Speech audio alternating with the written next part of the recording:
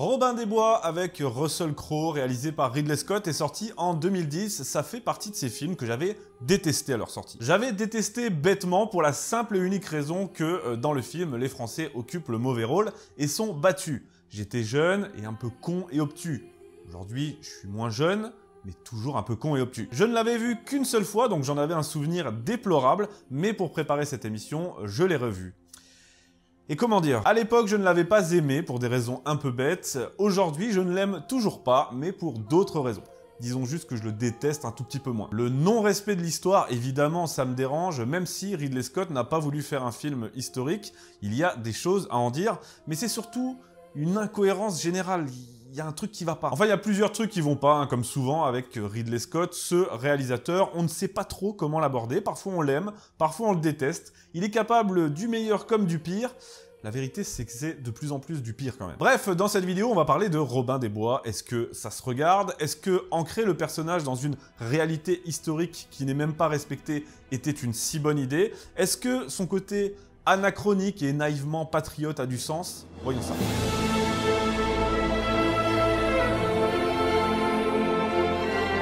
Pour le partenaire de cette émission, j'ai le grand plaisir de vous présenter une formidable initiative qui donne beaucoup d'espoir, le Rucher Patriote. Se trouver et échanger entre patriotes, c'est désormais possible grâce à ce site qui est une sorte de Le Bon Coin version patriote. Vous pourrez y trouver tout ce que vous cherchez, des livres, un logement, une personne pour s'occuper de vos enfants. Vous pourrez aussi vous faire un réseau, soutenir des projets et même défendre le patrimoine. Tout ceci se passe sur un site de confiance, sécurisé, où règne la convivialité dans le partage de valeurs communes. Personnellement, je me suis inscrit et c'est vraiment top, franchement, j'adore l'idée. En plus, ça permet de développer un écosystème parallèle et de s'inscrire dans une vraie solidarité patriote. Je vous invite donc à me rejoindre et à intégrer la communauté. Ça permettra de faire vivre cette idée géniale et ça vous permettra aussi, bien sûr, d'y trouver ce que vous cherchez. Inscrivez-vous dès maintenant sur le Rucher Patriote, participez à ce beau projet, le lien est en description.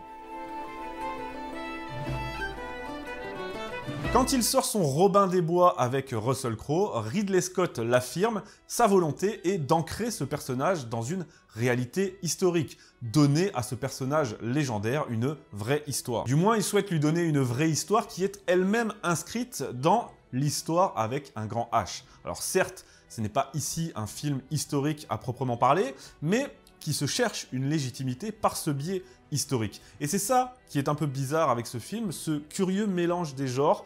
Et pour moi, ça ne fonctionne pas. Clairement, déjà que parce que cette réalité historique, justement, n'est pas du tout respectée, mais aussi pour d'autres raisons que je développerai juste après. Mais pour commencer, je vais faire un point rapide sur la réalité historique. Le Robin des Bois de Ridley Scott est présenté dans le film comme un personnage qui a réellement existé, qui a une histoire à une époque précise, dans un contexte crédible. Je vous résume rapidement le scénario. On suit les aventures d'un certain Robin Longstride, un archer au service du roi d'Angleterre Richard Cœur de Lion, et ses aventures débutent au siège de Chalut lorsque le roi est tué par un carreau d'arbalète. À ce moment, Robin et ses compagnons s'enfuient et par un concours de circonstances, ils récupèrent la couronne du roi défunt et ils décident de se faire passer pour les chevaliers chargés de la ramener en Angleterre.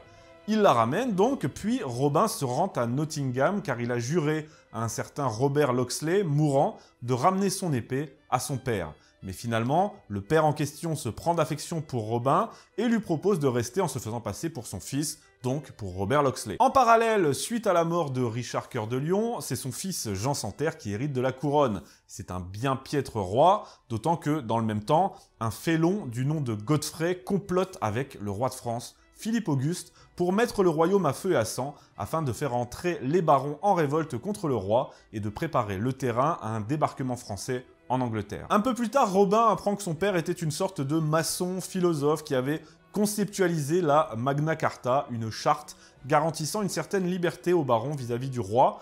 Il devient donc le fer de lance des revendications des barons, mais aussi de l'union de tout un pays contre l'envahisseur français. Voilà, je pense avoir assez bien résumé l'histoire. Et puis si vous n'êtes pas content, de toute façon, vous n'avez qu'à aller sur Allociné. Mais si vous êtes content, eh bien déjà merci. Mais aussi, n'oubliez pas de vous abonner à cette chaîne parce que selon les statistiques, plus de 52% des personnes qui regardent mes vidéos ne sont pas encore abonnées. C'est quand même dommage. Donc ce serait vraiment sympa à vous tous de faire un petit geste. Ça m'aiderait vraiment beaucoup dans mon travail. Par avance, merci à tous. Alors le premier problème avec ce scénario, cette histoire, c'est qu'il n'y a pas grand-chose qui tient la route. Et en premier lieu, la façon dont est présenté Richard Cœur de Lion. Dans le film, Richard Cœur de Lion est un roi respecté, mais ivrogne, assez impotent, bourrin. Il revient de croisade et comme les caisses sont vides, il décide de passer par la France pour piller des châteaux en chemin. Sauf que, déjà, Richard n'a aucune intention de rentrer en Angleterre puisque il n'est tout simplement pas anglais. Hein. Richard Cœur de Lion est avant tout comte d'Anjou et duc de Normandie. C'est là qu'il vit, il ne parle pas un mot d'anglais et il n'a foutu les pieds en Angleterre que quelques mois dans sa vie. D'ailleurs, au début, quand il est tué lors du siège de Chalut, qui a bien eu lieu, on a l'impression qu'il se bat contre les Français. Hein. Il crie même « mort aux Français » et tout, alors qu'en vérité, lors de ce siège historique, il était juste question de mater un vassal récalcitrant. Et au-delà du cas de Richard, le problème dans ce film, c'est qu'il ne donne pas du tout une vraie vision de ce qu'était l'opposition entre la France et l'Angleterre, avec de grosses guillemets, de cette époque. Ça n'était pas les Anglais contre les Français. À l'image de Richard, les rois d'Angleterre sont français. Ils sont normands, ils ont surtout des terres sur le continent, et l'Angleterre est un truc bien secondaire. Or, le film nous présente ça comme une lutte patriotique entre l'Angleterre et la France, une Angleterre nationaliste, fière de l'être, qui parle anglais, et qui est en lutte contre l'ennemi héréditaire qui parle français. C'est du grand n'importe quoi, et même la reine-mère, Aliénor d'Aquitaine, dans ce film, c'est une Anglaise qui parle anglais, qui vit à Londres et qui déteste les Français. Aucun sens. Donc cette dimension patriotique donnée au film, en plus d'être ridicule, est complètement anachronique. Et encore une fois, je le répète, ça n'est pas un film historique. Certes, on est d'accord, mais quitte à vouloir ancrer Robin des Bois dans l'histoire, pourquoi faire à ce point n'importe quoi? C'est pareil avec le fameux débarquement des Français sur les côtes britanniques, on va y revenir. Ça s'inspire du débarquement du futur Louis VIII en Angleterre, mais déjà ça n'intervient que bien plus tard dans l'histoire, et ça ne s'est pas du tout passé comme ça. Il n'y a pas eu de bataille sur la plage, Louis a débarqué tranquillement, il a été accueilli par les barons anglais qui étaient ravis, qui voulaient même le proclamer roi, mais finalement ça a échoué parce que Jean sans Terre est mort et les barons ont préféré remettre la couronne au fils de celui-ci. La façon dont Philippe Auguste est représenté dans ce film aussi, tout aussi ridicule. Alors certes, c'était pas un aussi grand guerrier que Richard Cœur de Lion, on est bien d'accord, mais c'était pas un débile, c'était loin d'être un débile, Philippe Auguste, un débile qui se rend compte, une fois arrivé sur les plages, que merde, son plan a foiré. Un plan qui n'a d'ailleurs jamais eu du tout. Lui, ce qu'il voulait, c'était la Normandie, et il l'a eu. Bref, on a donc dans ce film un Robin des Bois très anglais, dans un cadre patriotique complètement anachronique, ce qui est d'autant plus risible que, à l'origine, Robin Hood, qui ne veut pas du tout dire Robin des Bois, mais Robin la capuche, eh bien, Robin Hood, à l'origine, c'est un Saxon qui se bat contre l'envahisseur normand. Là où le film est également anachronique et un peu niais, c'est avec la question de la Magna Carta, la charte des barons. Chez Ridley Scott, c'est le père de Robin qui l'aurait pensé et théorisé. Bon, ça c'est fictif, ok, il n'y a aucun problème. Là où ça pose problème, c'est le sens donné à tout ça, qui finalement est un sens très moderne.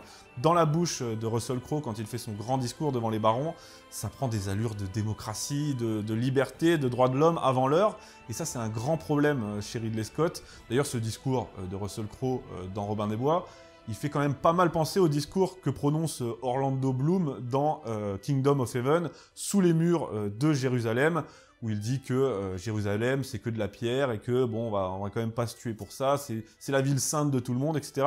C'est niais, voilà, c'est le problème de Ridley Scott, c'est l'adaptation moderne de choses anciennes, avec une morale moderne.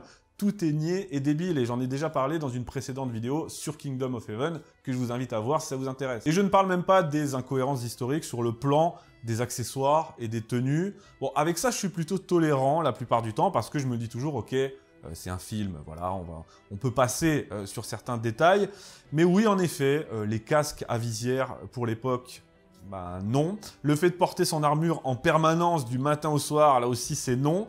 Et pire que tout, l'incinération d'un mort, c'est non. Mais bon, allez, disons qu'on passe là-dessus. Donc pour résumer, sur le plan historique, il n'y a pas grand-chose qui tient, sur le plan du réalisme, comme sur le plan du contexte, qui est totalement galvaudé, ce qui est clairement dommage pour un film qui veut, encore une fois, nous vendre un Robin des Bois non plus légendaire, mais historique. Concernant le rôle des Français, c'est ce que je n'avais pas apprécié à l'époque. Avec le recul, bon, ça va. Ok, on est les méchants, ça arrive, hein, pourquoi pas, c'est même assez honorable, hein. On perd de façon un peu ridicule, bon, ok, mais globalement, ça va, hein, on n'est pas non plus sur du French bashing, un peu comme dans Master and Commander, par exemple, ça reste correct. Aujourd'hui, ça n'est plus cet aspect-là qui me fait ne pas apprécier ce film, ça n'est pas non plus totalement la question de la véracité historique, qui peut se tolérer dans une production telle que celle-ci, mais alors, quel est le problème ? Le problème, justement, c'est qu'on ne sait pas vraiment ce qu'on regarde. On ne regarde pas un film historique, ça c'est évident. On ne regarde pas non plus un conte légendaire fantastique. Mais du coup, on regarde quoi? Ben on sait pas. C'est une sorte de mélange des genres un peu bizarre qui ne fonctionne pas, ni dans un sens ni dans l'autre, ni les deux ensemble même, c'est ce qui est terrible. Et pour moi, la scène qui fait le plus ressortir cette incompatibilité, c'est la bataille finale. Ah, la bataille finale! Que dire là-dessus? Pour ceux qui ne l'auraient pas vu, c'est le débarquement des Français sur les côtes britanniques et l'armée anglaise avec tous les barons réunis contre l'envahisseur, avec le roi Jean et Robin à leur tête, les repousse vigoureusement. Alors, je ne sais pas par où commencer. Les chaloupes de débarquement. Dans le film, les Français débarquent avec des chaloupes de débarquement identiques à celles du débarquement en Normandie en 1944, exception faite qu'elles sont à rames et en bois. Alors on comprend vite que c'est un clin d'œil au débarquement de 44, que c'est une sorte de débarquement dans l'autre sens. Ok. Donc on regarde ça, et puis on se dit, il y a un problème là. Puis on réfléchit un petit peu, et on se dit, ah, c'est un petit clin d'œil au débarquement de 44, c'est sympa. Puis on réfléchit encore, la scène continue, et on se dit, mais non, c'est pas sympa en fait. Pourquoi? Qu'est-ce que je suis en train de regarder là? Vraiment? C'est quoi? Ce film, c'est les Monty Python en fait, c'est comment? Le mec s'est tapé un délire. Ridley Scott, il s'est dit, tiens, ce serait marrant de faire ça, on va le faire. Et puis tout le monde a dit ok, et tout le monde l'a suivi dans son idée. Mais non, c'est pas marrant, c'est nul. Il s'est vraiment tapé un gros délire. Donc quand on voit ça, on se dit, mais qu'est-ce que je suis en train de regarder? J'étais plongé dans une ambiance qui, alors certes, n'était pas vraiment historique, mais qui jusqu'à présent paraissait plutôt crédible.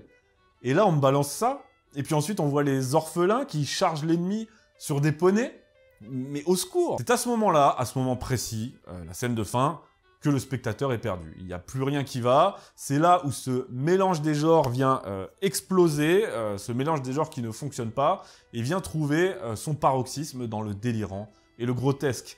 Et il faudra qu'à la toute fin, Robin tire une flèche pour tuer son ennemi, pour qu'on se dise « Ah mais oui, c'est vrai, c'est un film sur Robin des Bois en fait. » Parce qu'on avait oublié que c'était un film sur Robin des Bois. C'est quand même génial. Bon, d'après ce que j'ai lu, ils n'avaient pas totalement les droits de Robin des Bois, ce qui fait que Russell Crowe n'avait pas le droit de porter du vert et qu'il ne devait pas tirer plus de 15 flèches dans le film. Mais merde quand même, quoi. Qu'est-ce qui vient de se passer? Ce qui vient de se passer, c'est qu'on a assisté à un film très moyen, du mauvais Ridley Scott. Il n'y a rien de formidable, c'est très hollywoodien, c'est pas non plus catastrophique, mais voilà, on sort de là, on se dit... Mais... Puis il n'y a rien qui se tient, quoi. Surtout moi, ce que ça m'inspire aujourd'hui, en 2022, après vous avoir parlé de Kingdom of Heaven, du dernier duel, et maintenant de Robin des Bois, ce qui m'inspire, c'est que j'ai de plus en plus peur pour le Napoléon à venir de Ridley Scott. J'espère que je me trompe. J'espère vraiment que je me trompe. J'espère que vous avez apprécié cette vidéo.